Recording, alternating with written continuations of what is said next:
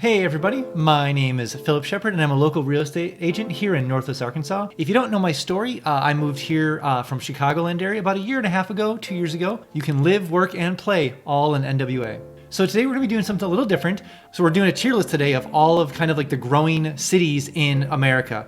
And so we're gonna be doing a tier list. I'm gonna go through each one, kind of give it from an S tier down to the lowest tier, kind of give you my thoughts, and then we'll go from there. So this is my tier list and let me know what you think below. All right, so anyone who's not familiar with a tier list, the first thing that we notice is that it starts, I'm over here in Photoshop.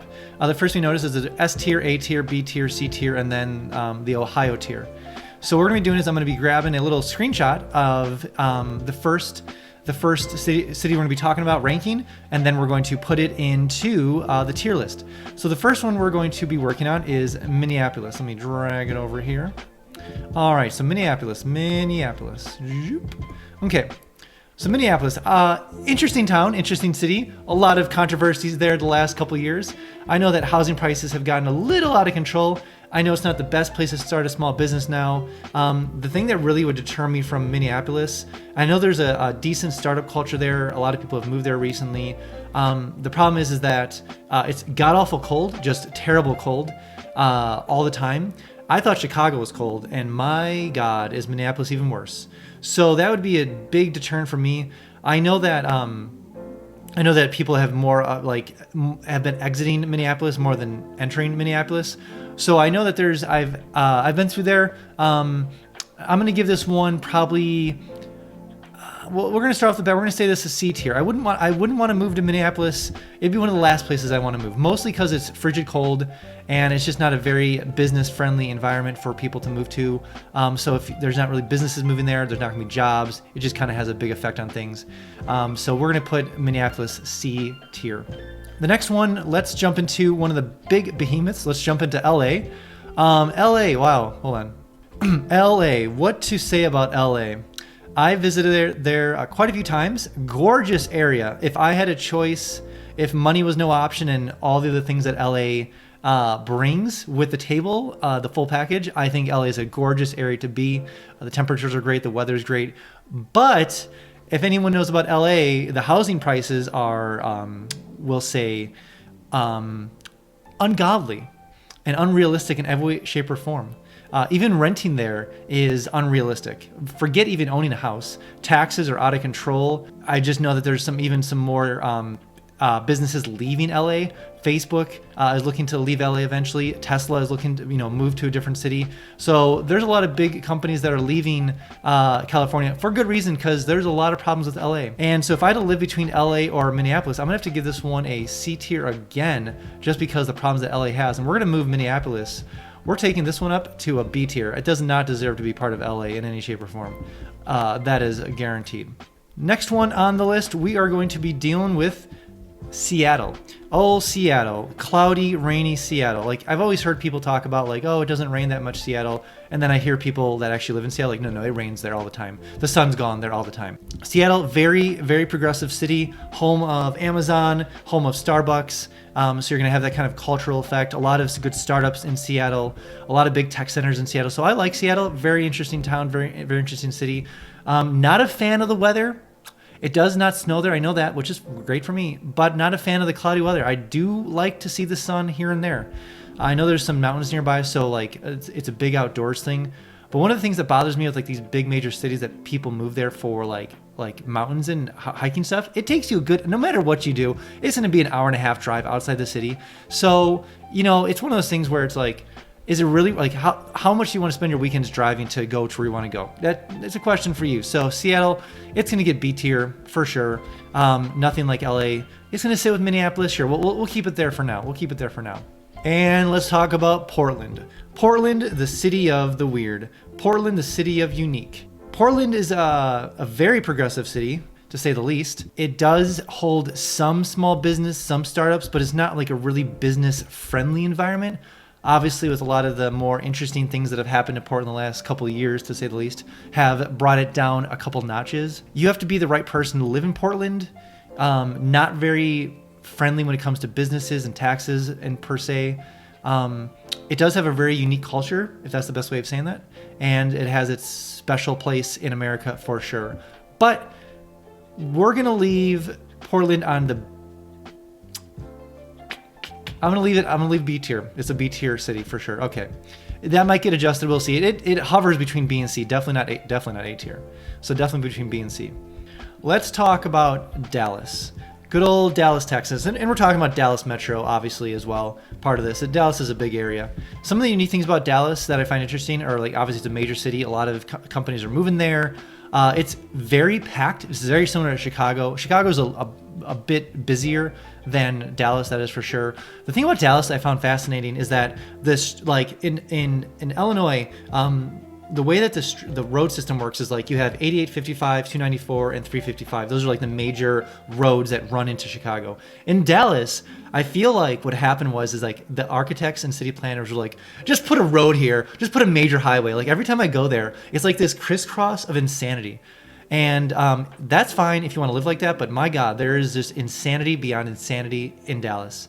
This is the first time in my life I've been to a place where I've been in a 6-lane highway. And one person has an exit on the right-hand side, cuts across the whole lane. And there's cars everywhere. I just see them just jot across over there. Somehow they didn't get into an accident. Somehow they didn't die. Dallas drivers are a whole different level. And I'm used to Chicago driving, which is the natural state is like aggression. With Dallas, I would classify that as like insanity. Like it's just like reckless insanity. So that's what my impression of Dallas. Nice city, interesting, a lot of cool things there, a lot of startups coming up there. It definitely deserves A tier, definitely, without a doubt. But the drivers, my God, Nashville. Good old Nashville. What a fun city to be in. Housing prices are a bit crazy, to say the least. Even if you're on the outskirts of Nashville, prices have gone up substantially. So it's kind of hard to get yourself nestled into the area. And if you do get nestled into the area, it's still a long drive to get into Nashville. So you're kind of like this kind of weird situation where like, do I live in Nashville? Not really. So very awesome city. It's kind of like Chicago and New York City in a lot of ways, where there's a lot to do. But once again, it's a really expensive downtown, but it's obviously a lot of music comes out of there. A lot of country western artists come out of there. Fun place to be. Definitely interesting to live around. But it definitely deserves A tier. I would not put that in the same category as Portland or Seattle by any shape or form. So Nashville, definitely A tier category for sure. Let's talk about Chicago. So Chicago. Chicago proper is a really fun place to be. There's a ton to do, god awful cold. So don't go in the wintertime. Don't go between, like, you want to go during Christmas, that's really fun, but if it's cold during Christmas time, it's going to be a miserable, miserable time. So really you want to avoid it like from like September to April, because it's really windy there, hence the Windy City. And it's god awful cold sometimes. So like you're kind of trapped indoors a lot in Chicago, but during the summertime, like between like late spring, summer, and fall, wonderful place to be for sure.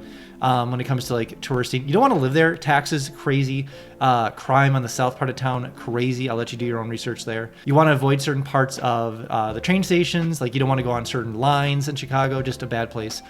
A lot of good businesses there. There's a lot of businesses that are leaving Chicago to go to Indianapolis. Illinois was considering doing an exit tax. So if you decide to move your business or move yourself out of Illinois, they want to tax you on the exit. So kind of like what a terrible aftertaste to not only be like leaving the state that you dislike, but then being taxed on the way out. So I don't think that passed. Obviously it didn't pass, but even the idea of considering it was like, okay, sure, sounds good. I'm gonna give Chicago. I'm gonna put it right here. We're gonna make my own category. We're gonna call it a B.5 category. Yeah. So then like let's put Portland. Let's move Portland to B.5 right there. So right there. So we're at B.5 now. Okay. Huntsville, Alabama. Very interesting place for sure. It kind of nestles at the bottom end of the Appalachian Mountains. So it kind of has that outdoorsy vibe a little bit. Housing prices are a little crazy at the moment, but Alabama's an up-and-coming state, definitely unknown in the area because no one thinks about Alabama, of course. But really pretty area. There's not a whole lot of like business per se there. Housing prices are a little crazy. Businesses, there's not a really startup culture there. There's probably better places to put your business. Alabama's a great state. You know, it's easy access to a lot of other similar to things like Atlanta, the mountains, stuff like that. If you're kind of an outdoorsy person, it'd be interesting, but there's not like a major trail system there. So it's kind of like this weird kind of, they're trying and they're doing really well. So in that case, I'm going to give Huntsville I'm going to give it an A tier. It's a good place, great place to settle down. Decent but high housing prices. Maybe you can find something on the outskirts. So I'll give. I don't want to put Huntsville with Seattle. That's definitely unfair to Huntsville. Boulder, Colorado, supposedly one of the top places to live in America. I'm going to give Boulder really nice place for sure. Definitely during certain parts of the season. It's cold. It snows a lot. If you're a fan of Colorado and you love like the mountains, Boulder is definitely a great place. The problem that I have with all those Colorado cities, like the ones like Boulder, Golden, Colorado Springs, those areas, is the fact that like it takes like you live by the mountains, but really it takes a long time to get anywhere to the mountains. So you see the mountains and they're gorgeous, but the fact is like they're an hour away. Like so. Travel time is a big deal in Colorado. Like when I went to Colorado, I was like, oh yeah, I can just shoot down like that major highway. I forget what the name is. And I was like, I'll be there in like 15 minutes. No, that's a 45-hour, it's an hour drive. I was like, this is massive. This is way longer than I thought ever. So Colorado has some good things going for it. So this is definitely more personal preference at the moment, of course, which this whole thing is.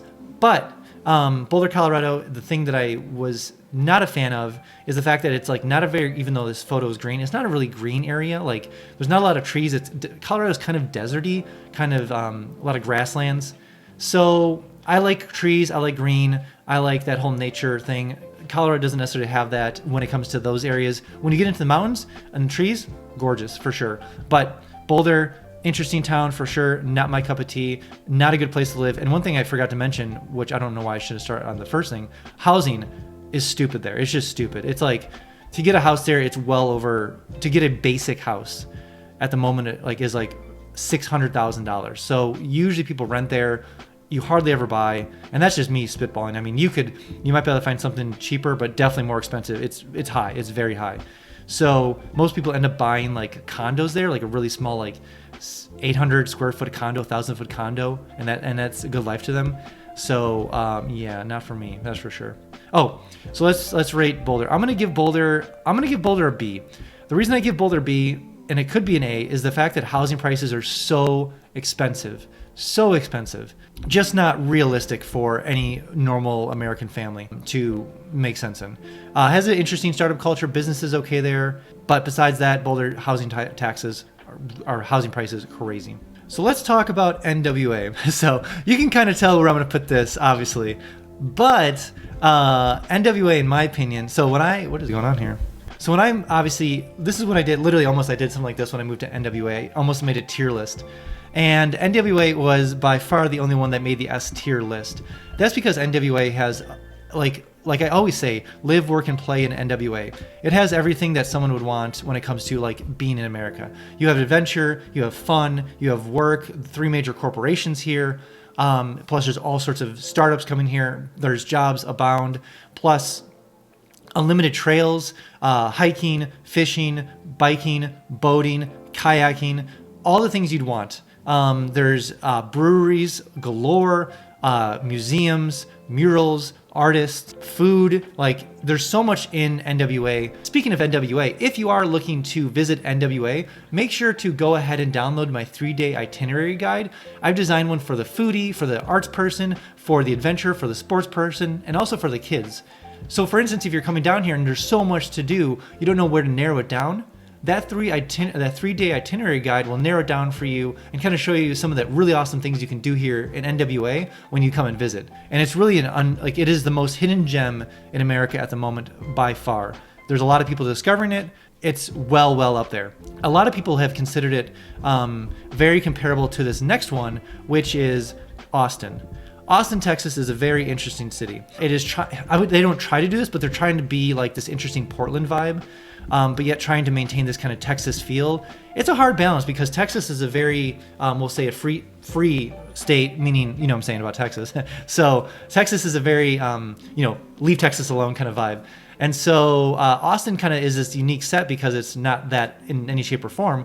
Austin prices for homes, crazy out of control. A lot of startups are moving there because Texas has a no income state tax rate, which is awesome. But at the same time, housing taxes and housing prices are crazy down there. Even trying to find something on the outskirts is virtually impossible.